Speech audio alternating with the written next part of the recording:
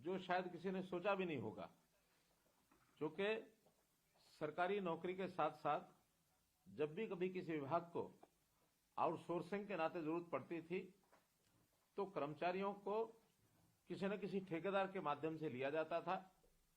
और ये जो ठेकेदारी प्रथा थी, इसके अंदर कितनी शिकायतें हमको मिलती थी कि ठेकेदारी के माध्यम से तनख्वाह दिखानी कुछ और देनी कुछ।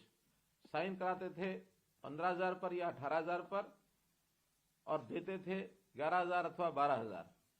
और साथ में कभी कभी तो ठेकेदारों का और विभाग का इतना नेक्सस बनता था कि संख्या बताई गई है 50 और तनख्वाह 50 की निकल रही है और लगाए गए हैं वहां 40 या 45। तो इस प्रकार के दोहरे नुकसान, सरकार का भी नुकसान और जो व्यक्ति लगते थे उनका भी नुकसान। और कभी कभी तो नाम किसी का दिखाया जाता था और काम करने के लिए किसी और को भेज देते थे। रामचंद्र का नाम बताया, श्याम प्रसाद ने काम किया और मोहन प्रसाद को पैसे मिल गए और ये झगड़े लगातार बने रहते थे।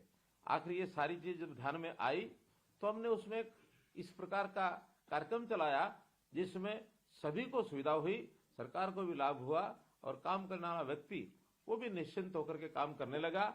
हमने शुरू किया हरियाणा कौशल रोजगार निगम और इस कौशल रोजगार निगम के माध्यम से एक प्रकार से ठेकेदारी प्रथा उसकी समाप्ति हुई, जो कि बहुत से ऐसे कर्मचारी संगठन जो थे पहले से मांग करते थे कि ठेकेदारी प्रथा को समाप्त किया जाए।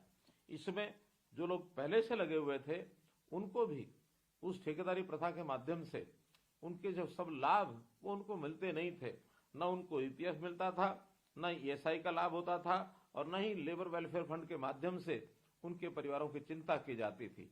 जब हमने ऐसे पुराने सब लोगों को भी हरियाणा कौशल रोजगार निगम अर्थात HKRN में उनको पोर्ट कर लिया है और नए भी लोगों की जो आवश्यकता डिपार्टमेंट्स की थी उसकी पूर्ति भी HKRN के माध्यम से ये की जा रही है। अगर मैं संख्या के बारे में बताऊं तो आज 1,08,000 लोग ऐसे हैं जो पहले से काम कर रहे लोग वो HKRN पोर्टल पर पोर्ट हुए हैं और 17,785 ऐसे नए लोगों को भी इसमें रोजगार दिया है।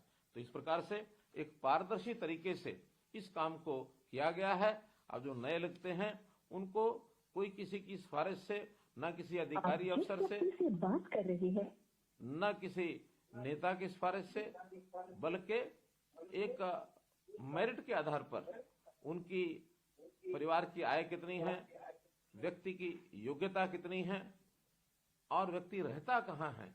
क्योंकि कम आय होने के नाते से योजना बनाई गई कि जहां व्यक्ति की आवश्यकता है काम करने की उसी ब्लॉक या उसके आसपास का व्यक्ति ही नौकरी मिले, ताकि इतनी कम आय में अगर वो 100 किलोमीटर 150 किलोमीटर दूर जाता है तो उसके आने जाने की कठिनाई या वहां रहने की कठिनाई, इसको भी हमने ध्यान किया है।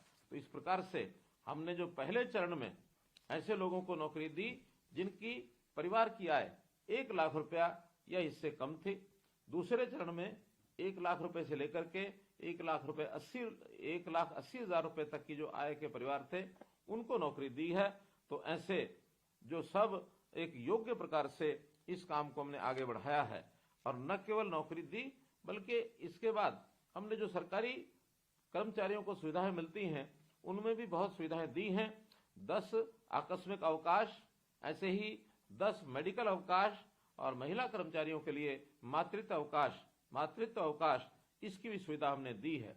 जैसे आयुष्मान भारत और चिरायु योजना के अंतर्गत जो योजना बनाई गई उसमें ऐसे सब लोगों को, क्योंकि ये श्रेणी 1,80,000 से लेकर के 3 लाख की आय के बीच में आते हैं, तो मात्र 1,500 रुपया उसका प्रीमियम देने के साथ ही उनको ये सुविधा उपलब्ध कराई गई।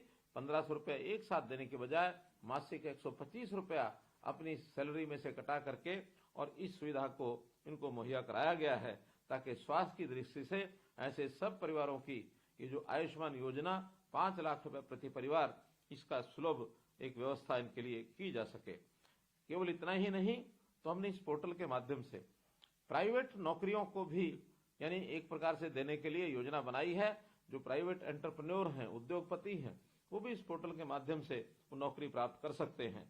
और साथ ही विदेश में रोजगार के लिए भी, क्योंकि युवा शक्ति बहुत बड़ी आकांक्षा रखते हैं कि हम विदेशों में जाकर रोजगार करें। बहुत शिकायतें आई हैं कि वहां गलत तरीके से युवा एजेंटों के माध्यम से लाखों रुपया खर्च करके विदेशों में रोजगार के लिए जाते हैं और वो भी इलीगल तरीके से डोंकी आदि का जो एक प्लेटफॉर्म बना कि डोंकी जंप के माध्यम से उनका एक टेस्ट आदि लेकर के उसको भेजने लगे और बहुत से लोगों की तो जान जोखिम में भी आ गई। तो इसको ठीक करने के लिए हमने हरियाणा का जो हमारा विदेश सहयोग विभाग है उसके माध्यम से विदेशों में नौकरी देने का कार्यक्रम शुरू किया है। हाल ही में इजराइल, दुबई और यूनाइटेड किंगडम द्वारा मैन पावर की जो मांग की गई है, हमने विज्ञापन के माध्यम से ऐसे 10,000 से ऊपर लोगों को और उनको रोजगार देने के लिए रजिस्ट्रेशन करने के लिए कहा है। और मुझे खुशी है बताते हुए कि लगभग 5,000 लोग ऐसा रजिस्ट्रेशन कर चुके हैं और अभी तो समय पर्याप्त बाकी है।